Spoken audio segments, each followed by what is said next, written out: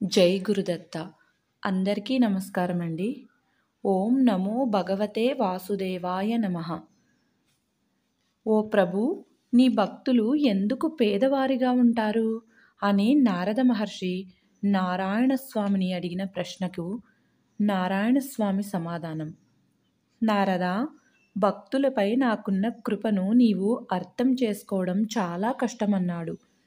ఇలా చెప్పిన తరువాత నిరూపణ కోసం భగవంతుడు నారదుడితో కలిసి ఒక సాధువు వేషంలో భూమిపైకి వచ్చి భిక్ష అడగడానికి అని ఒక ధనవంతుడి ఇంటి తలుపు తట్టడం ప్రారంభించాడు. ఆ ధనవంతుడు తలుపు దగ్గరకు వచ్చి అక్కడ ఇద్దరు సాధువులు నిలబడి ఉండడం చూసి ఏమి కావాలి అని అడిగాడు. భగవంతుడైన నారాయణుడు ఆ ధనికుడితో ఇలా అన్నారు: నాకు చాలా ఆకలిగా ఉంది, తినడానికి ఏమైనా ఆహారం తెచ్చి ఇవ్వండి అని. అందుకు ఆ ధనవంతుడు కోపంగా, మీ ఇద్దరికీ ఎంతమాత్రమూ సిగ్గు లేదా? మీ నాన్నగారి ఆస్తి ఏమైనా నా వద్ద దాచి ఉంచారా ఏమి అని సమాధానం చెప్పాడు. పని చేసి బతకడానికి మీకు సిగ్గుగా ఉంటే వెళ్ళి ఏదైనా హోటల్లో ఆహారం అడగండి అన్నాడు. వెంటనే నారదుడు ఇలా అన్నాడు: చూడండి ప్రభు, ఇతను నీ భక్తులను నిన్ను అగౌరవపరిచే వ్యక్తిలా ఉన్నాడు. ఇప్పుడే ఇతన్ని శపించండి అని నారదుడు చెప్పడంతో నారదుని మాటలు విన్న విష్ణు భగవంతుడు ఆ ధనుకుని సంపదను మరింతగా పెంచాడు. దీని తర్వాత విష్ణు భగవానుడు నారదునితో కలిసి ఒక వృద్ధురాలి ఇంటికి వెళ్ళారు. ఆవిడకు చిన్న గుడిసె, ఒక ఆవు తప్ప మరేమీ లేదు. ప్రభువు భిక్ష కోసం పిలిచిన వెంటనే ఆ వృద్ధురాలు చాలా సంతోషంగా బయటకు వచ్చి సాధువులిద్దరిని ఆసనంపై కూర్చోబెట్టి వారికి త్రాగడానికి వేడిగా పాలు తెచ్చి ఇచ్చి ఇలా పలికింది: ప్రభు, నా దగ్గర మీకు ఇవ్వడానికి వేరే ఏమీ లేవు.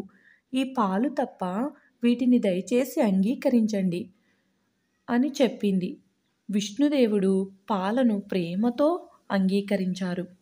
అప్పుడు నారదుడు విష్ణుదేవునితో ఇలా అన్నాడు: ప్రభు, ఈ లోకంలో మీ భక్తులు దుస్థితిని చూడండి. నేను చూడలేకపోతున్నాను. ఈ పేద వృద్ధురాలు నిన్ను మనస్ఫూర్తిగా పూజిస్తుంది మరియు అతిథులను గౌరవించి ఆదరిస్తుంది. దయచేసి ఈ వృద్ధురాలికి కొన్ని మంచి ఆశీర్వాదాలను ఇవ్వండి అని నారద మహర్షి చెప్పారు. కానీ విష్ణుదేవుడు ఆమె యొక్క ఆవు చనిపోవాలని శపించాడు. అది విన్న నారదుడు కోపంతో, ప్రభు, మీరేమి చేస్తున్నారు? ఆ వృద్ధురాలు మీకేమి అపకారం చేయలేదే, మీ పట్ల అలసత్వం చూపలేదే. ఏమి చేసిందని ఆమెకున్న ఒక్క ఆధారాన్ని తీసేశారు. ఇది మీకు న్యాయమా ప్రభు అని నారద మహర్షి అడిగారు. దానికి నారదుని మాటలకు విష్ణు భగవానుడు ఇలా చెప్పారు: నారదా, నిజానికి ఈ వృద్ధురాలు నన్ను బాగా సేవిస్తుంది, పూజిస్తుంది. కానీ ఈమె మరికొన్ని రోజుల్లో చనిపోబోతుంది. ఈ ఆవు విషయమై మరింతగా ఆందోళన చెందుతుంది. తన మరణం తర్వాత ఈ ఆవు ఏమవుతుంది? ఎవరు చూసుకుంటారు?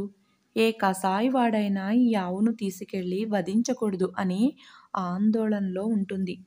మరియు మరణ సమయంలో ఈ తల్లి నన్ను గుర్తించుకోదు.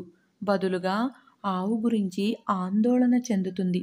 అప్పుడు ఆమె నా నివాసానికి కాకుండా ఆ ఆవు గర్భానికి వెళుతుంది. ధనవంతునికి నా నుండి సంపదను పెంచే ఒక వరం లభించింది.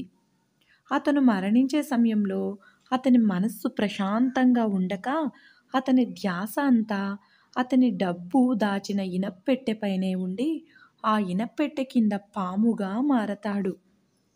అంటే ఆ జీవికి దేనితో ఎక్కువ అనుబంధం ఉంటుందో మరణం తర్వాత అదే చోట జన్మించి బాధపడుతుందనేది ప్రకృతి నియమం అని విష్ణు భగవానుడు నారద మహర్షికి చెప్పిన అద్భుతమైన వచనములు. ఈ కథలో మనం కూడా అర్థం చేసుకుని ఆ భగవంతుని దివ్య శ్రీచరణాలపై మనం మనస్సు లగ్నం చేసుకుని ప్రతిక్షణం భగవంతుని నామం ఉచ్చరించుకుందాం.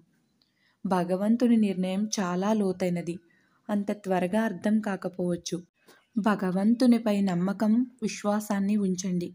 మనసుని భగవంతుని వైపు ఎక్కువగా ఉంచండి. ఓం నమః కృష్ణాయ వాసుదేవాయ హరయే పరమాత్మనే ప్రాణతః క్లేశనాశాయ గోవిందాయ నమో నమః. ఓం శ్రీ వాసుదేవాయ నమః. జై గురుదేవ దత్త.